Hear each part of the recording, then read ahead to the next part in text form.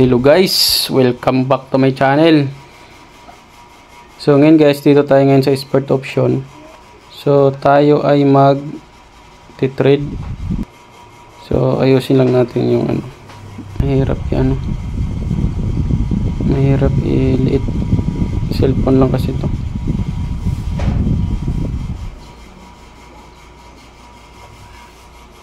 Tanggalin natin itong mga tao.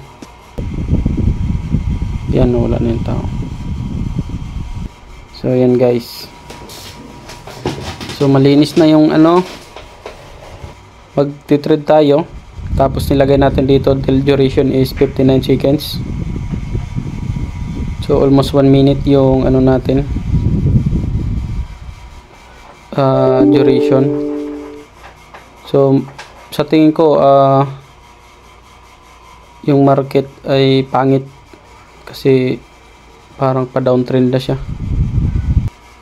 Parang paano na to, pa downtrend. O nasa ano siya. So yung line na white ano yan, 50 EMA. Tapos itong yellow sa baba, ano to, 200 EMA. So mag-antay tayo dito. Base kasi dito nasa ano pa siya, gitna. Pwede na siyang mag-reverse pababa ng market. Pwede na rin, pwede pa rin siyang tumaas. So pag lumagpas na yan sa 50 MA, sa kulay white na line, ano na yan, pababa na yan. Pero pag mga ganito nasa gitna, mahirap mag-trend dyan gawa nung ano, di ka sigurado kung saan pamunta yung market dyan.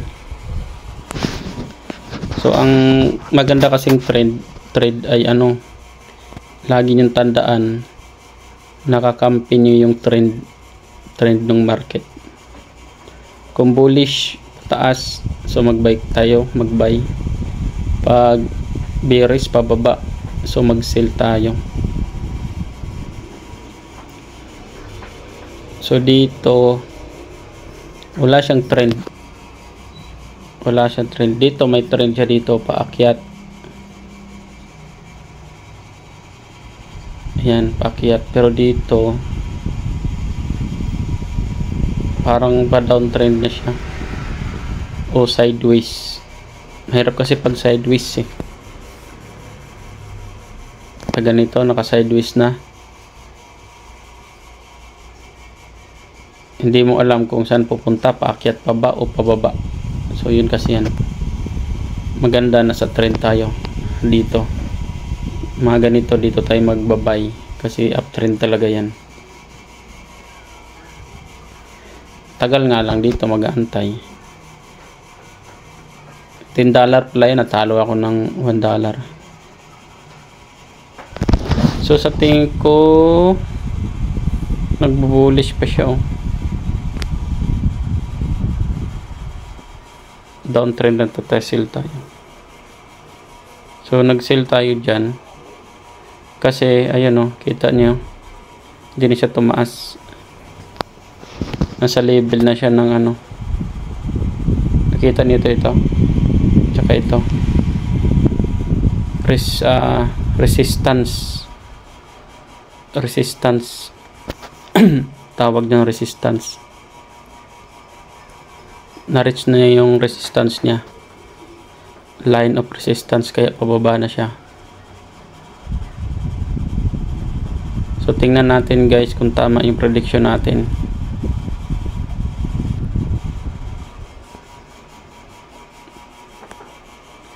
Ito guys, ito may resistance na siya dito, tapos dito, kaya nag-sell tayo dito. So tingin ko tama guys, yun, panalo tayo. So ganun lang kadali ang paano tayo kumita dito sa expert option. So kung marunong ka mag-trade, mag-aral ka, so ano ka dyan, malaking chance na hindi ka matalo. So dito guys, bumalik na naman siya sa gitna. Natin kung makapag-sell pa tayo dito.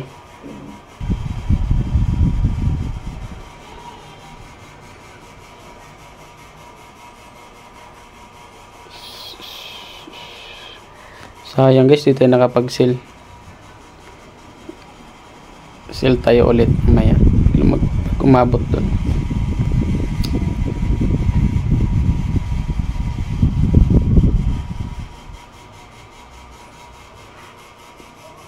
So nakita yung formation guys, ito letter M. Yan o, letter M.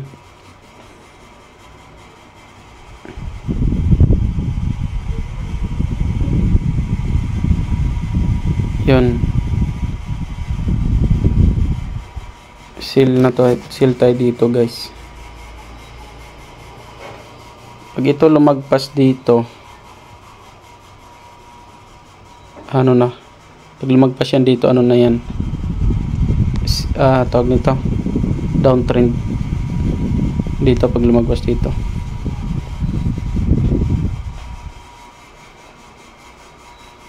pwede yan mag uptrend guys,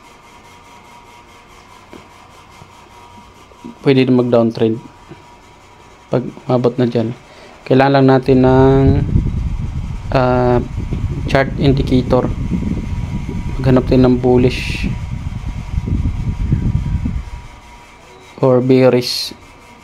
So downtrend na tayo guys, sisell tayo. Yan, sell tayo guys. Ba't ako nag-sell? Kasi merong mahaba na candle dito, bearish candle ito. Nakita niyo yung green na paakyat ito, tapos merong malaking bearish candle dito pababa. Kaya nagsisil ako dito kasi downtrend na yung market. So sana tama yung prediction natin sa loob ng 59 seconds.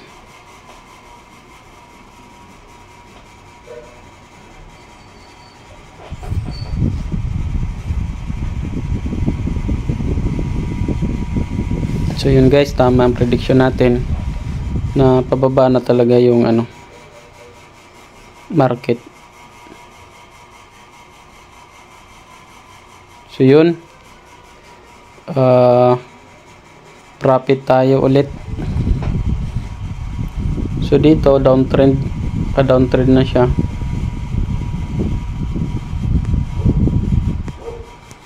So maghanap tayo ng opportunity to sell. Confirm natin muna yung candlestick.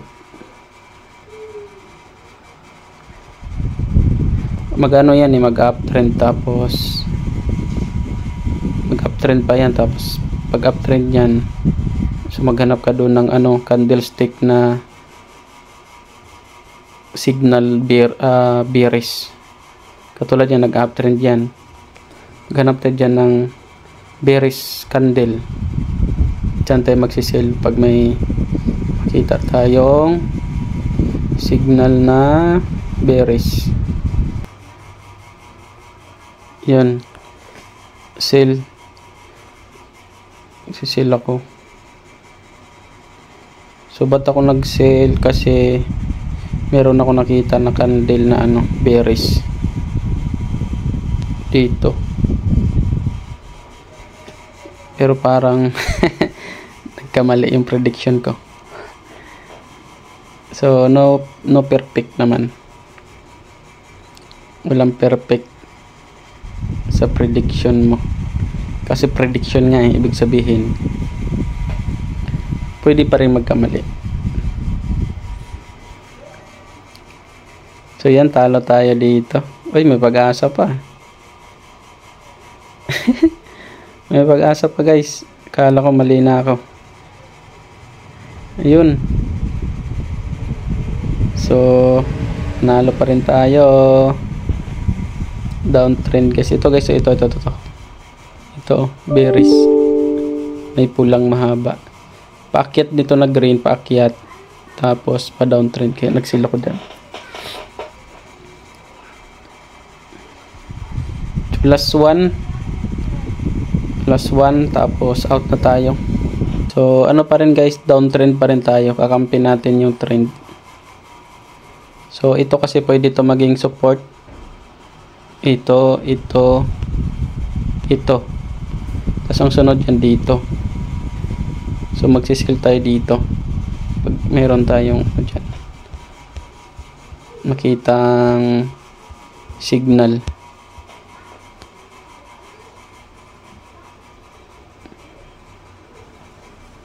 Yun.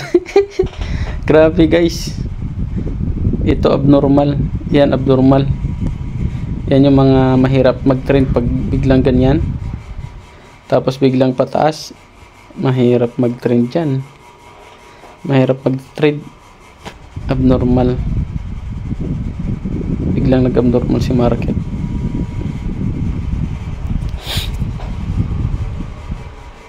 Pero downtrend na tayo. Katulad nito, yan tataas, yan maghanap tayo dyan ng sell.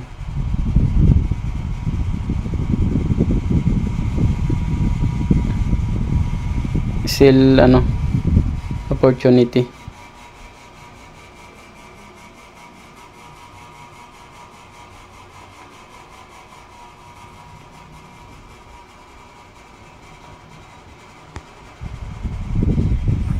Hanap tayo ng sell opportunity.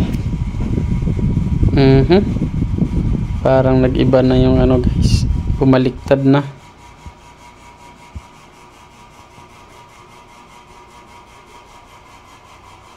Ayun, mayroon tayo ditong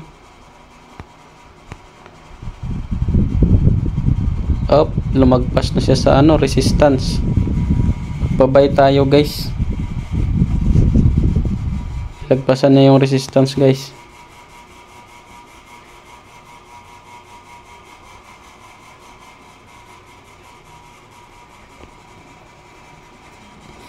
Buying opportunity. Ayun lumagpas siya sa resistance dito.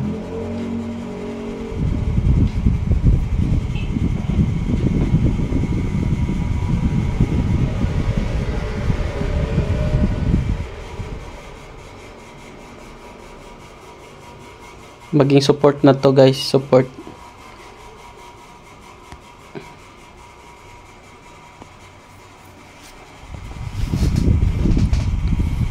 Sayang guys, hindi nakabay. Langanin na magbay dyan. Dapat dito tayo nagbay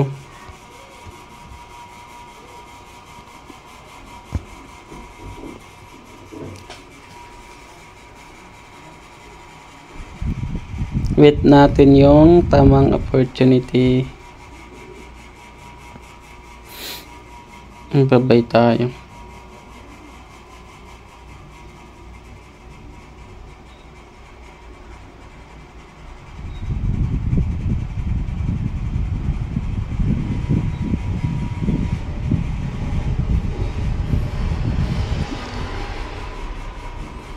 Tingnan natin guys kung tama yung prediction natin. So nasa pa rin tayo kasi uptrend, nasa ibabaw pa rin tayo ng line na to, kaya opportunity to ba yung hanapin natin dyan.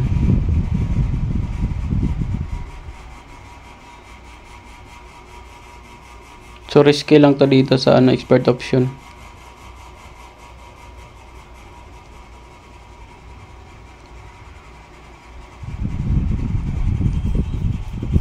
Yun guys, panalo tayo guys.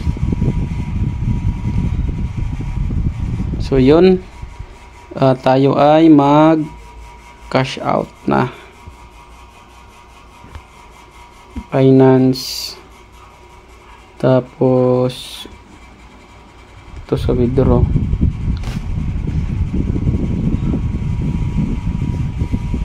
Withdraw tayo Gcash. Yun, antay na lang natin guys dumating sa ating Gcash. Nag-casino kanina ng 10 tapos withdraw na yung 12. So 100 plus na yun.